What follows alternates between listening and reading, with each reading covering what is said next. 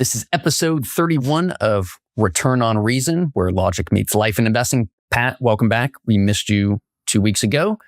The topic of conversation today is going to be, is this time different, related to recent energy shocks as a result of conflict in the Middle East. You know, we started this little podcast, call it a year ago, and we covered a very similar topic, different purpose, but same kind of concept. Is this time different because markets had sustained a 10 or 20% drop due to tariffs? We recently had about a 10% drop, depending on the basket of securities you're using to represent stock markets. So Pat, the question is this time different? How common are instances like this? First off, good to be back. Sorry to leave you hanging last episode, but I thought you did a great job with it.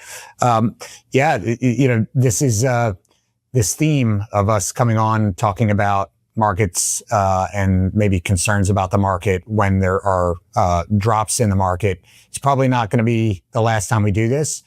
It is very common for the stock market to drop, similar to what we've seen. When you look at the stats going back about 100 years, the stock market on average drops 5% about 3 to 4 times a year. So that's step one right there is, expect that. It's just kind of a feature, not a bug of investing. We now kind of hit this, as you insinuated, this 10% drop, which is people consider that a market correction. That happens on average about once every 1.5 years. So again, very common. You should expect to see this in, the majority of years, or maybe just slightly about every other year to see this type of drop. Again, we saw it last year. It doesn't happen exactly every 1.5 years, I'm sure, as everybody realizes. You could have 3 of these in 1 year, and then you might have a year or two where you don't have any. So it doesn't necessarily come in uniformity. But the one thing I want to talk about, because this is a common theme I feel like I hear from clients from time to time, is once the market starts dropping, maybe it's time for us to kind of take some risk off the table, wait for things to get better, because it seems like it's going to continue. When you're in the midst of it, it seems like things are going to get worse, because that's what you've really seen. It's this recency bias of seeing how things are dropping. It's like, gosh, I guess it's going to continue to drop.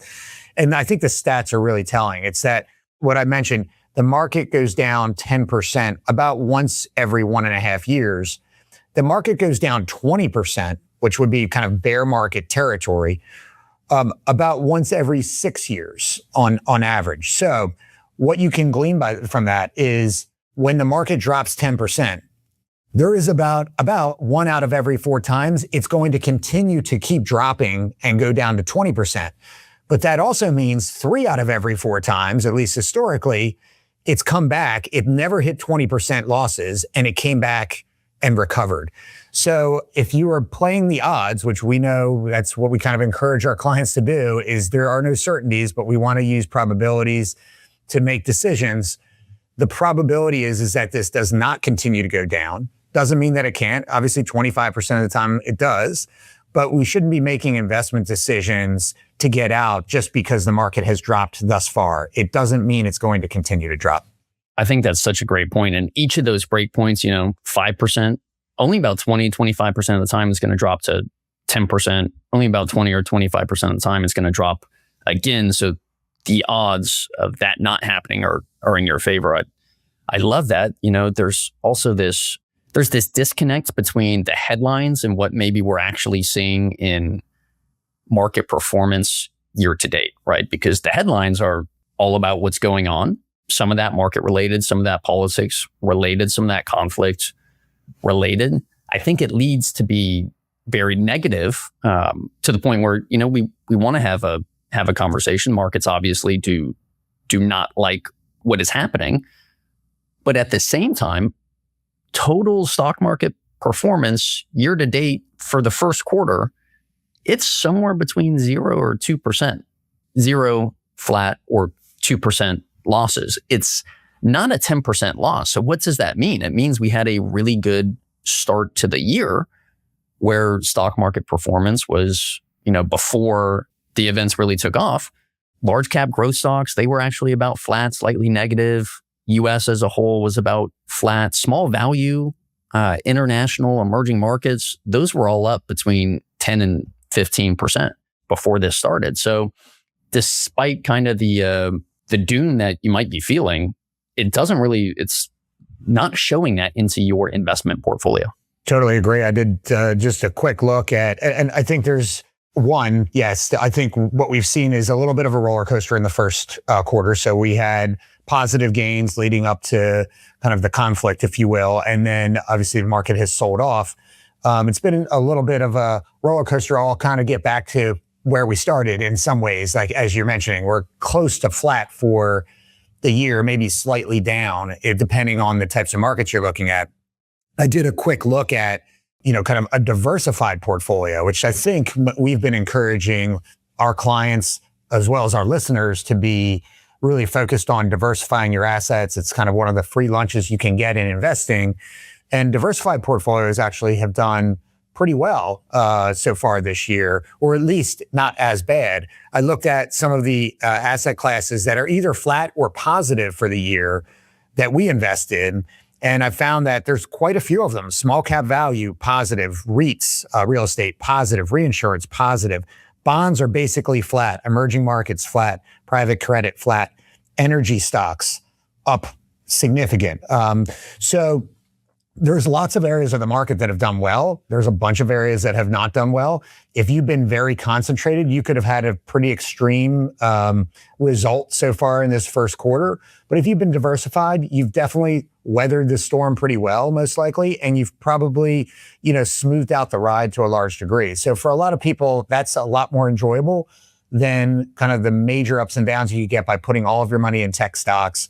Or conversely, maybe it worked out for you if you had all your money in energy stocks, because those stocks have done very well. So I think the bigger point is that diversification still works. We believe in it. It's actually worked very well so far this year.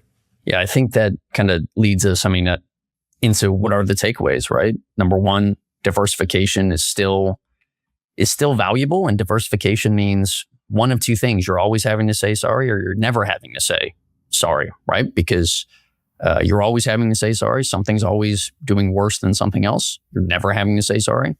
You're kind of expecting the average of all those, and that means you're kind of getting what you expect.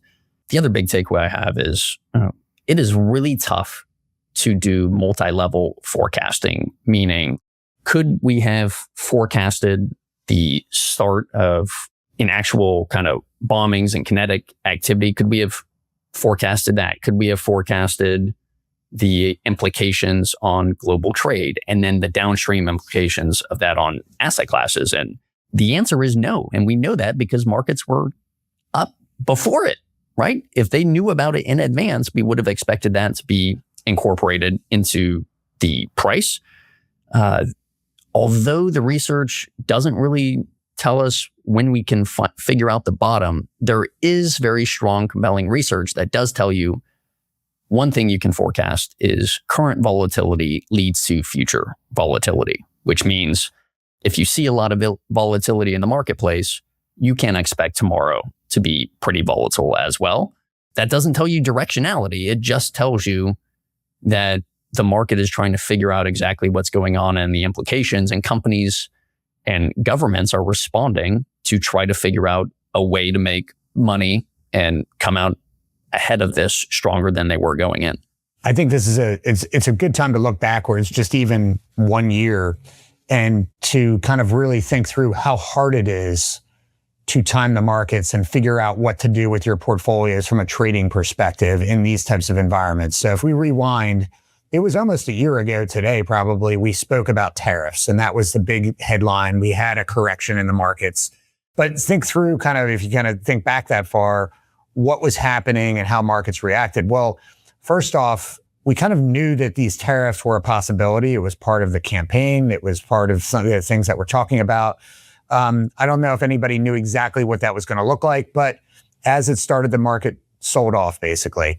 And, if you would have said to somebody, first off, we're going to have this, these tariffs hit the economy. A lot of people were predicting recession. A lot of people were predicting some bad things. The market did sell off. But if you look at what happened last year, we ended up with, double-digit returns in the teens in the US. And in the international markets, we had 20 plus, 25% returns. And so if I had said to somebody in the beginning of the year, we're going to slap tariffs on goods coming in from all of these different countries, and it's going to really impact potentially the price that those goods are sold at inside the US and make them less competitive, most people would have said, I don't know if we want to invest in international at this point, because aren't they going to have a hard time selling into the US with these tariffs now? Fast forward a year later, they basically double the returns of the US market. So I do think it's one thing, if you said, I feel like I really understand what's going to happen overseas in Iran, I think this is going to be worse than expected, or I think this is going to continue, or even I think this is going to end very quickly. Just knowing what's going to happen, you could have known about the tariffs. It is really hard to predict how the market's going to react to that. So I just caution people, if you think you know what's going to happen, which, just let everybody know a secret, nobody does. Nobody really knows what's going to happen. But even if you did, it still would be hard to predict how the market is going to react to that. So another reason why it's really, really dangerous to try to trade this stuff, because it ends up being much more, if you get it right, it's more lucky than skill. Yeah, and it's luck and skill, and also trying to figure out what's the timeline for your investment, right? And one of the big takeaways for me is it's like a flashback to high school civics for everybody, right? Like, one of the benefits of the US governmental structure is checks and balances. And what did we just see? A lot of the tariff stuff stopped by the judicial branch. We're built a system that's resilient over time that works this stuff out. And it's really tough to figure out, hey, are you going to wait for a judge to make a decision to figure out your trade? The markets move way, way quicker than that. One thing I often think about, and you and I talk about this just in the business that we operate, is we have to wear a lot of different hats during a lot of different moments. And so a moment like this, I'm thinking, what different hats am I wearing? Well, at one hand, I'm wearing my patriot hat. I want my country to be the best country and represent itself where. Well, where do I vote in that? I vote in the polls for that. Another hat I'm wearing, a consumer hat, right? So what are the implications of what's happening on me as a consumer? Well, gas prices are certainly increasing. Well, I can make a vote. I can make a choice with how I'm spending my money in response to the latest shocks. And then we come to investments, and it's, hey, I'm also an investor, and what action should I take as an investor? And assuming you're diversified and assuming you're in a portfolio that you're comfortable with, the evidence just kind of screams at you. The action you should take is none. You should just write it out. So just thinking about those different hats and then trying to make sure in each decision, you're just wearing the right hat for each decision. I think it's helpful for me. Yeah.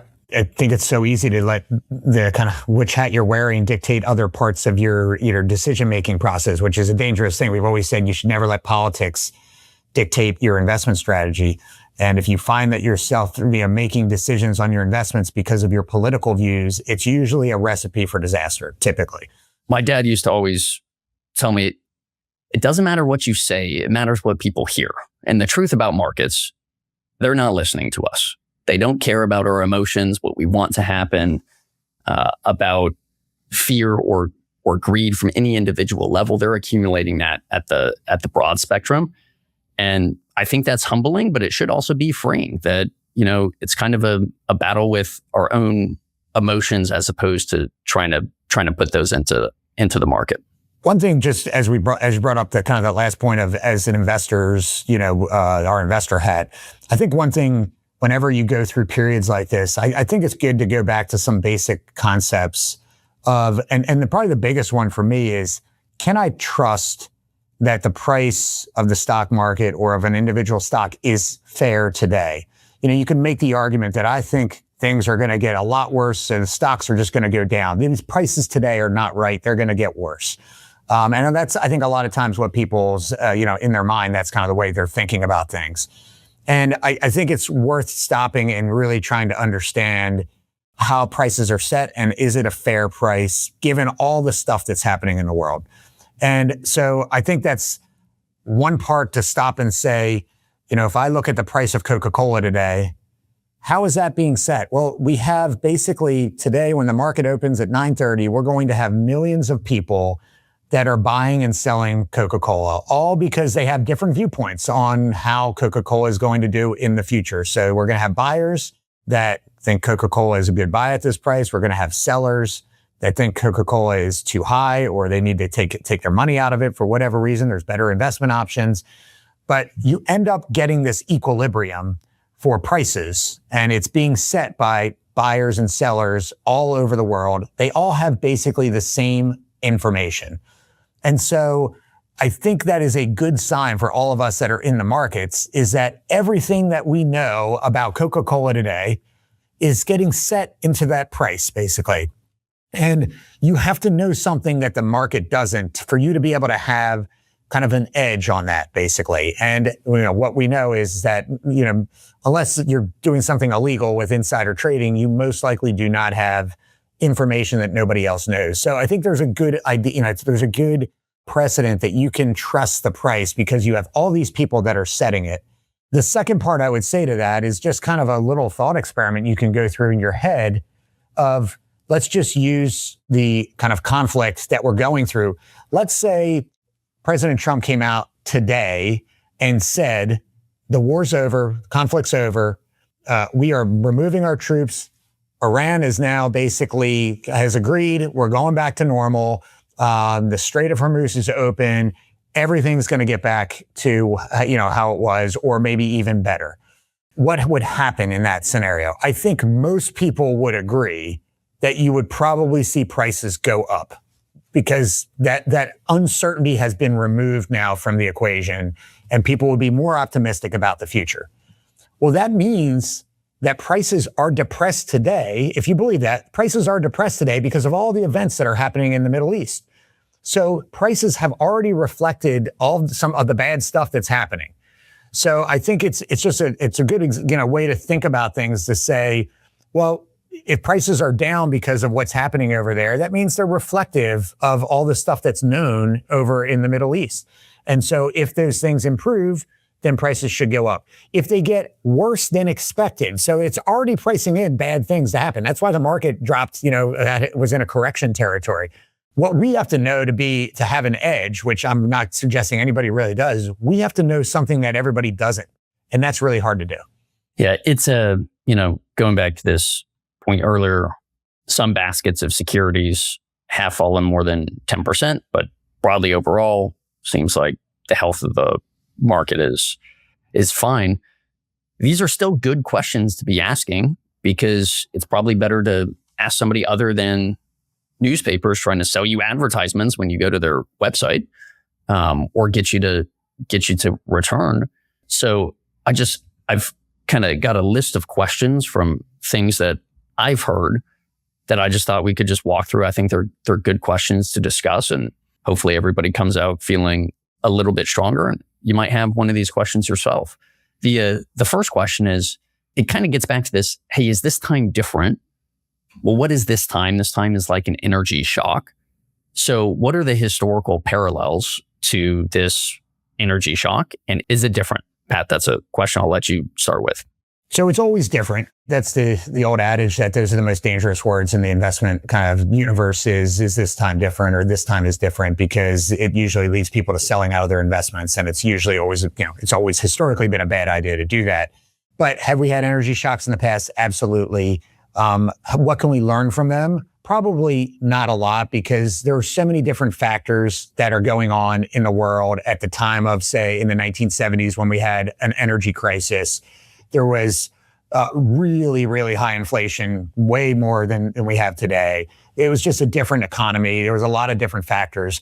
But we had our director of investments, Justin Brown, do some research on this. And what we were interested in looking at is, what about the times, not just in the 70s, but what about the times where there's been like massive oil shocks? What happens, kind of following that? What can we expect?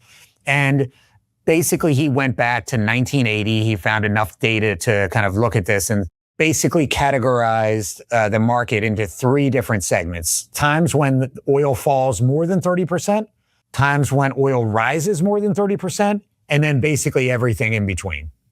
And as you might expect, almost 93% of the time, oil is not going up or down more than 30%. It's a very rare circumstance where you have these shocks like we're experiencing today. And so I think the big one is when oil is falling more than 30%, the next 12 months in the market, it's only happened about 3% of the time, by the way, but the next 12 months have been very good in the market. 26% returns, basically, on average. When oil is basically just in a band where it is 93% of the time, the average return in the market since 1980 is just under 13%. So very good, but kind of like your closer to your long-term average of the market. Now, here's what's interesting is when there's an oil shock, like what we've experienced now, oil goes up more than 30%. You would expect that to have really, really negative impacts on the market. It's only happened about 5% of the time. And of those times, the next 12 months in the market, the stock market has been up an average of 11.6%. So what it looks like to us is the price of oil doesn't have a gigantic impact on future returns.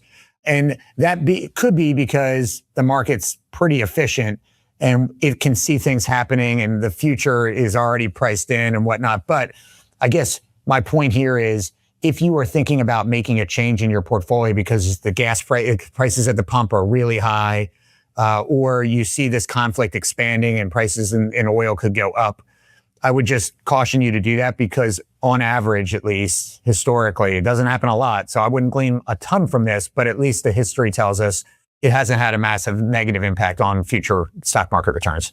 Yeah, especially compared to the investment time horizons that you're really looking at, right? Which is not a 6-month investment time horizon. It's not a 1 year. It's not even a 3 year for almost everybody. It is these really long-term horizons. And one of the challenges narratively, it's easy to go back to these moments in time and try to think about connections. You often see this where two people will overlay charts from very different time periods and say, look at how they're connected. And the way I just think about it is you have all this data, but you're really trying to base your whole decision off of something that happens one time in the past. So can we learn things from investment principles beyond the big decision? I'm not sure we can, but what I hope is policymakers and businesses, they're also learning from these situations that have happened in the past, right? Like Russia invades Ukraine. Energy markets obviously very affected, a lot of changing of routes and shipping routes. And hey, everybody's a little bit better at that particular aspect. They were already very good at it. This is their daily job. Now everybody's a little bit better. So as an investor, it does give me confidence to also remember that I'm not the only one learning through this. Companies are learning through this. They're trying to figure out ways to maintain profitability. And to your point, if you look at all these different conflicts that have arisen, oftentimes, yeah, there is a short-term market reaction of pain and difficulty, and then people figure it out. They figure out how are we going to improvise, and that's, I think, one of the merits of capitalism. Let me run by another question that I think is really good, which is it gets back to your point about risk, right? Like, am I taking the appropriate amount of risk? How do you think people should think about that question? I think that one is hard to do. It's like trying to figure out how to fly a plane while you're in the air kind of thing. I think that's a decision that you want to make early on, hopefully, or regularly having this discussion and not in the midst of kind of crisis or market downturns or whatnot. So it's a really tough thing. There's obviously, am I taking enough risk or the right amount of risk? I think there's so many things that go into that. One is your own kind of behavioral kind of understanding of your own kind of self-assessment of how much risk I'm willing to take. I think that one, I've yet to find people that really have a good self-awareness to figure that out at any one given time. Probably some things that you could use to say, am I on the right path is, how have I reacted in the past? We talked about there's been 10% corrections almost every year, every other year or so. And what have I done through those periods? You might say, well, I tend to tweak the portfolio a little bit. Maybe you're taking too much risk because you just got really nervous and that was just too much risk in the portfolio. Maybe you say, I didn't do anything. I just wrote it out. And maybe that means you're kind of at the right level of risk. Very few people, I would say, you will kind of go into these environments and say, oh my gosh, what a buying opportunity. Like today, right now, wow, the market's down. I can buy more at lower prices. That's a more rare trait that I tend to see. That might mean you're not taking enough risk potentially. So these are all things that you want to take a look at about your own self. So a lot of it's personal. How do I feel about seeing my portfolio go up and down? And the more volatility I'm okay with because I know I'm going to get higher potential returns. You have to weigh that. So figuring out your own appetite for volatility, look at your past behavior. The other part is whether you do it on your own or with an advisor, you should be also looking at what kind of risk do I need to take to achieve my goals? And that's a really important one too. And hopefully there's not a big disconnect there. If I say I'm willing to take risk at a very low level because I just don't like the volatility, I don't feel comfortable with it, and that equates to a portfolio that's going to earn 4% a year, and your financial plan says you need to earn 6% a year to be able to accomplish your goals, that's where you have some disconnect and you got to figure out, well, what am I going to do? I most likely either need to increase the amount of risk I'm comfortable with, or I have to change my goals. One of those two things. So I think there's kind of two factors here. It's my internal tolerance for risk. Am I okay with the volatility I'm seeing and can I ride it out? And the other side of it is the risk I'm taking suitable to be able to accomplish my long-term objectives? Hopefully those are aligned. If they're not, then you have to start thinking about trade-offs, basically.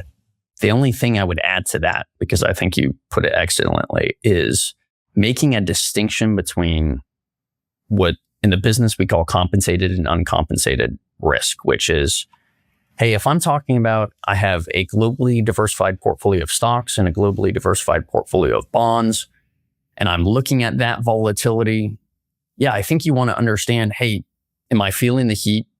Am I staying comfortable? You're learning more about your risk tolerance and your risk capacity.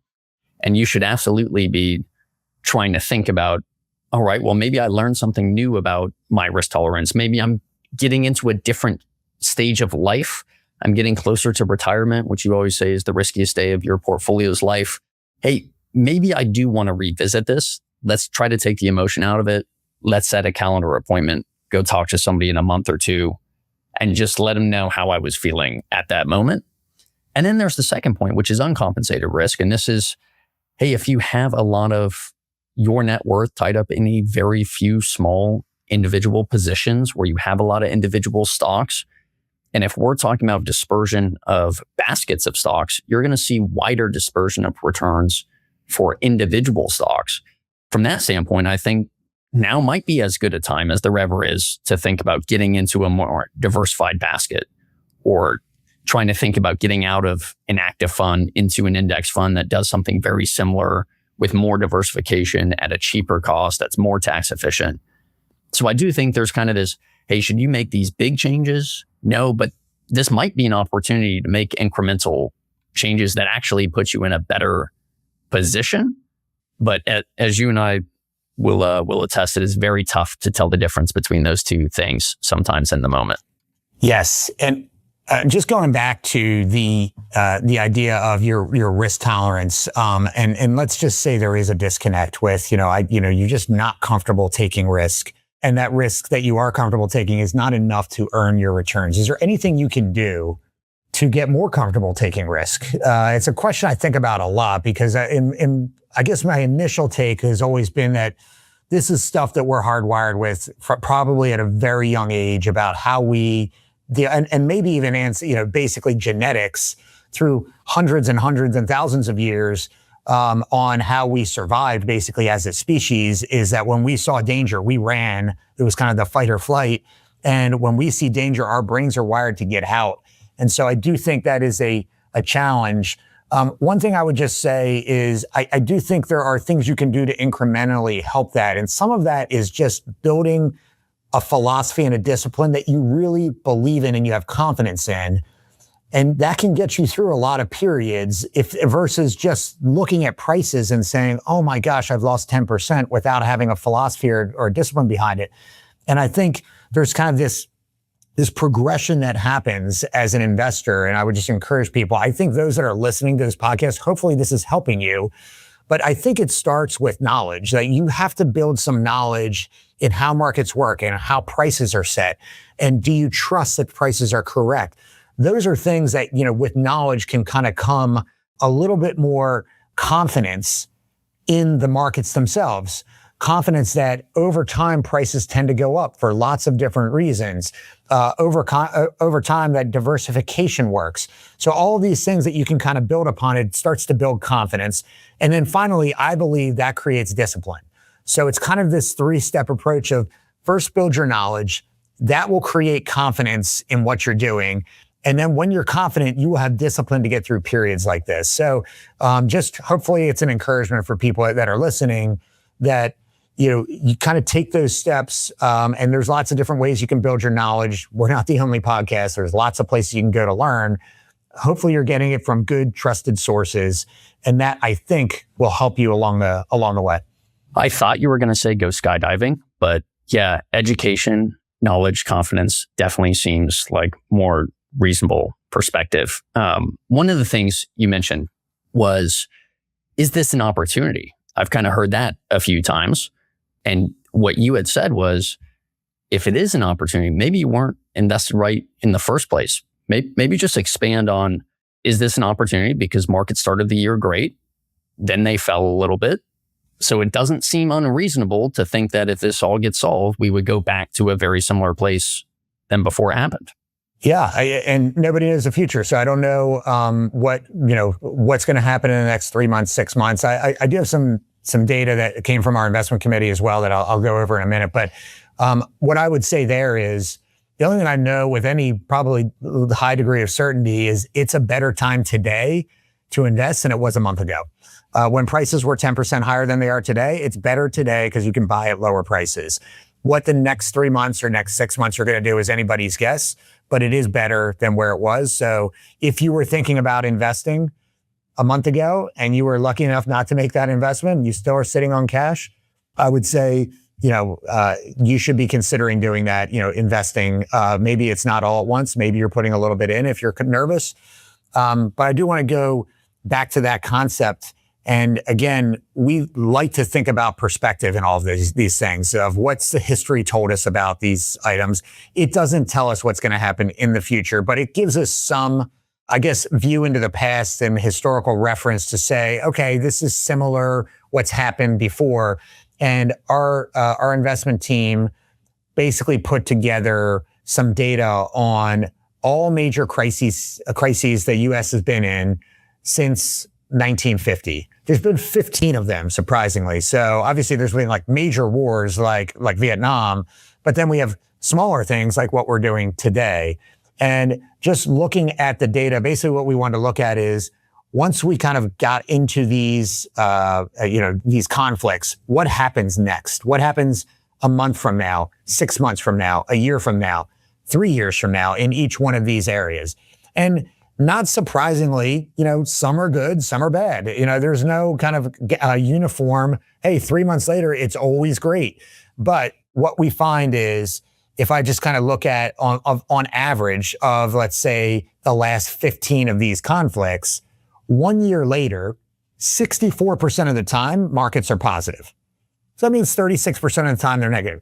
That's not much different than any given year in the market, by the way. It's about the same. So what that means to us, it tells me, is that you shouldn't be basing your investments on whether we're in a conflict or not. That has not been predictive of whether the next 12 months is going to be positive or negative. And the average return is a little bit lower, but it's still very positive, 7.1% on average. The market's higher, is up 7.1% a year from now. If you go out 3 years, it's a little bit better. 92% of the time after we get into a conflict, the market is positive 3 years later.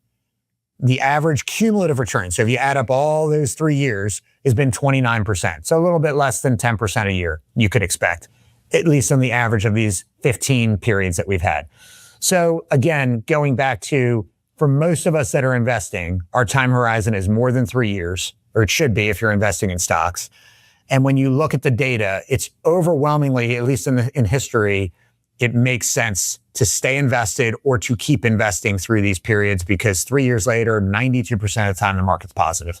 Yeah. Stay investor or keep investing. It's kind of the way I look at that question, to rephrase it how a portfolio manager looks at it. Is this an opportunity to rebalance back to my ideal state of the portfolio? That's how we think about it. That's how the big investment managers are thinking about it. Is this an opportunity to get closer to what I want my portfolio to be in the long term?